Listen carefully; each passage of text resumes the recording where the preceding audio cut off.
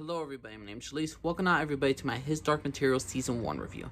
Now here's the thing everybody, full disclosure, I never read the books, I never watched His Dark Materials. I know this book is very popular in the UK, the show's very popular in the UK, not so much in the United States, but I wanted to watch this show and I wanted to see what it's about. And I know this is also based off the Golden Compass movie, the one with Nicole Kidman and Daniel Craig. I barely remember that film, so I just came into this TV show with a fresh mind. And if you want me to really compare the books to the TV show, I can't really tell you.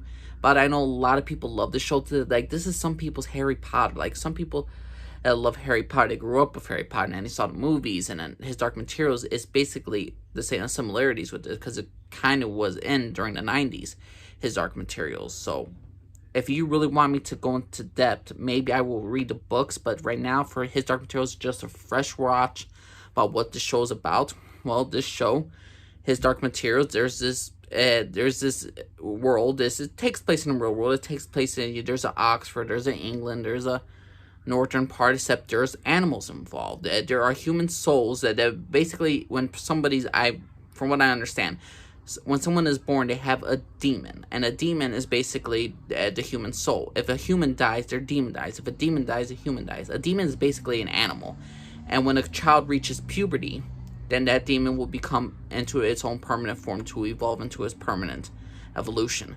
And that demon is going to represent what the human spirit, what the human soul is, and what the human himself or she is. And always the genders are different. Like, so if there's a female human, there's a male demon. If there's a male human, female demon. Now, in this world with humans and demons and all this stuff, there's this world that is constantly being monitored, being controlled by the magisterium. And the magisterium is basically the Catholic Church. They have ultimate control over anything. They have ultimate control over knowledge, what people do, what is their position in life. And basically, this entire TV show, it's all about people breaking free of that control. People trying to not only, it's like it's another story of another revolution of a young person trying to take down this corrupt institution, and they're trying to find a way for a new life, a new world, and something where people could have their own course of destiny, where people could choose who they want to be. People will not be limited by what the magisterium does. And the magisterium, again, it's the big evil organization. And once you get that in this TV show, and I'm gonna be honest with you, I've seen so many TV shows, so many movie plot lines of like this evil organization must be taken down, and there's a young group of people that will stop and save the day. It's one of those stories. So the entire theme of the show is that. And it's a good coming of age story. And this is, people said it was made for kids.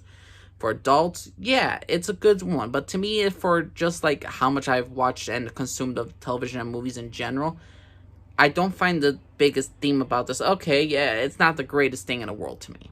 I'm going to be honest with you. The story to me means everything.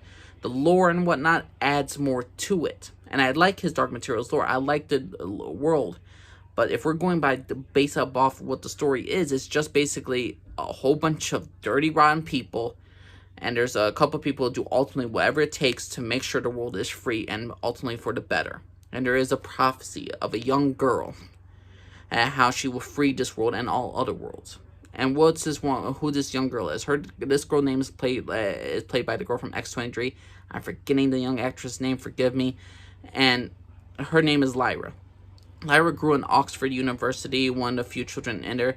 Her and her best friend Roger grew up together and all that. And the thing is, though, the entire storyline, plot lines is while she was born into this university, most kids are not allowed in university. So the thing is, though, with her, why was she kept away from like the outside world in many cases? Why Roger was there because he was an orphan. Same thing with Lyra.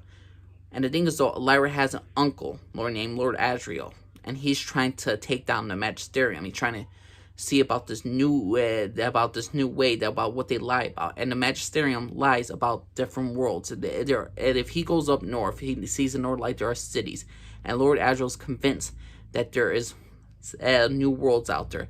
new destinies out there, and he's gonna prove it, and he's gonna reveal it, and he's gonna shake the entire foundation of the core of his world. And he is one of the most ruthless characters. He's played great by James McAvoy, and he is ruthless, and he will do whatever it takes for the greater good of the world and for the future of the human race, or the human and demon race. And Lyra, she wants to get to know her uncle because she never knew her own parents, and she wants to get closer to her uncle, but he doesn't want to be too close to her. And during this time, some mysterious people are taking children. They're taking children throughout London, throughout Oxford. Lyra's best friend Roger is taken away. So she's wants to go on a mission to rescue him. And this entire first season is really all about rescuing lost children. And it deals with so much stuff. It deals with a group of, you got parents who are searching for their children. They meet up. You get the different groups of Egyptians. You got Egyptians who are regular poor people that are moving around constantly. Then you got witches who are around who are going to ally with Lyra and her group. You got polar bears that could speak and could talk. And then they are not demons apparently, but they are also there to help Lyra rescue the children. So it's ultimately the ultimate revolution of a group of people banding together to save the future of their people, to save their children, to save what they cherish most. So I understand the show. I like the show. And the thing is, though, there are certain things I do not like, but let me go into one specific character.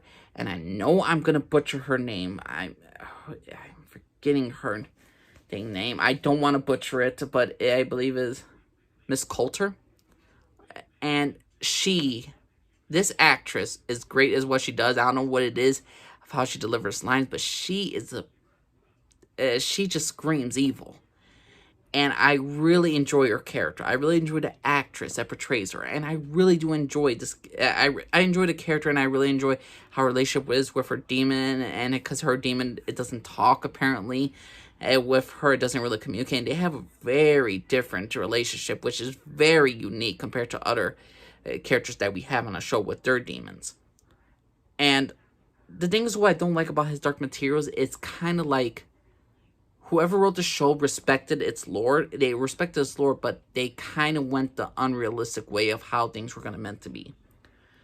Now, Lyra, she can survive anything. There's certain things that take away from me about this show that just really gets on my nerves. Like, for instance, when Lyra falls down, like in episode 6, she falls off a hot air balloon. I'm not sure how far away from the ground she was, but she falls, but we don't see her fall. We just see her in the next episode getting back up, a little bit hurt, but she's a-okay, and then a polar bear immediately spots her. It's kind of taken away from the show for me. And that's not just the one thing. That's one of many times. Like, Lyra should, the good guys should not have won. The good guys, to me, should not have won. How they written the good guys in this one should not have won. Episode 10 and episode 5, Lyra and the Egyptians and all the people she recruits to go rescue the children. They're camping at night, and Lyra is captured by the enemy, and the enemy slits a couple of the people who are guarding them throats. And the thing is, though, while she's captured, I was just thinking, why doesn't the enemy kill them all while they're all asleep, or surprise attack them? They know they're on their way. They know that Lyra was with them because they captured Lyra along the way. So I don't understand, why didn't the enemy just attack everybody while they were asleep? But then we wouldn't have a TV show no more. We wouldn't have the good guys win. We would have the bad guys winning. And it doesn't help also when Lyra's taken to this place. You see all this security, all this stuff around them, but she doesn't have no security while she's inside. She's able to move around freely. Granted, they say, oh, we'll sneak here, but how it is, I'm like, there's security guards with guns. You got their demons, their wolf demons just guarding everything, and it just seems very unrealistic. It kind of takes away from the serious moments. Again, it's different. Maybe I'm not feeling it, but to me, certain moments like that just makes me feel like this writing is just sloppy, and those moments take away from, like, why should I feel like there's a big threat? Why should I feel like our characters are in danger when they're not really in danger? You gotta make it realistic. You gotta make that sense of fear. The sense of, oh, they can die. Oh, the sense that they can be killed off. Now, they did this with certain characters. They did kill off certain characters, which I was pleasantly surprised that they did this, and I was shocked. But the fact is, it kind of takes away from the story. It takes away those moments where these characters should be dying. These characters should be hurt. These characters should be not survive, not survive, and like not survive certain scenarios, but yet they survive because, hey, it's the plot, it's the story. I know it's little things, but those little things bother the shit out of me. And I want to feel more for these characters. And I love the cinematography. I love the costume design. This has just as much production as the Harry Potter movies. And that's a good thing. But when I'm looking at His Dark Materials, the little details make a great thing about the costumes. The littlest details for the story make everything great about the story. The little things that they do with the securities, where they have, again, Lyra's taking control at the middle of the night. No one else kills any of the other Egyptians who are coming for the families. No, there's no big battles. There's nothing that's super. It just takes away from the serious moments. And again, the witches, they're basically indestructible. One witch was able to kill like 10 guards in an instant really quickly. I don't understand how witches are not the main power in this entire dang world. But the Magisterium is, I don't get it. And I know there's this other storyline with another boy from another world in the regular human world. He got a mother who's not mentally all there.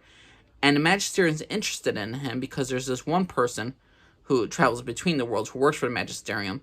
And he is interested in this young boy because the young boy's father was able to travel between worlds. So he's like, so how did this person who lived in our world exists in this other world, and how was he able to go through here? So he's following the young kid, and he's trying to learn about the details about the young kid's life to figure out how did the father get involved in this. And there's this big prophecy that they add in this season, which I think they could have really added to season 2, about the whole prophecy about Lyra and the young boy, how they're going to change the future forever. You could say that to the season finale. I mean, there was so much stuff going on with the lost kids, about this new world we're going to enter to, Lyra's obvious mother, obvious father, to the polar bear fight we're obviously going to get. So to me, this show, season 1, His Dark Materials, was interesting, unique, but a lot of predictable storylines, a lot of idiotic moments that just did not make no sense. Oh, another thing I want to complain about, Mrs. Coulter, like, she has Lyra in her apartment building. She has control over the elevators, yet she has a window that leads to the edge and then leads to a fireplace, and I mean the fire escape route, and she's able to go and be free. I'm sorry, you're kind of losing me on this one. So His Dark Materials, I enjoyed this first season. This is not a bad show. This is actually a good show with some great production, great cinematography, great costume designs. I just really love the look and feel of the show. But for the story wise, I guessing this story a billion times over. Evil corporation must be taken down so we could ultimately have ultimate freedom in the universe. I've heard this story but once before, and even though I like the look of the show, I don't know if I'm gonna love this show. I enjoyed the show. I like this show, but it hasn't caught me in this moment where I could say I love it. But what was your personal opinion, everybody? What did y'all think of His Dark Materials season 1? I think it was a great show. I think it was a good show. Those of you who read the books, please let me know what you think about this show. And if maybe I'm nitpicking, but please let me know if you have problems with this season, just as me. So please let me know what y'all think, everyone. Angel Lee, for everybody. Bye.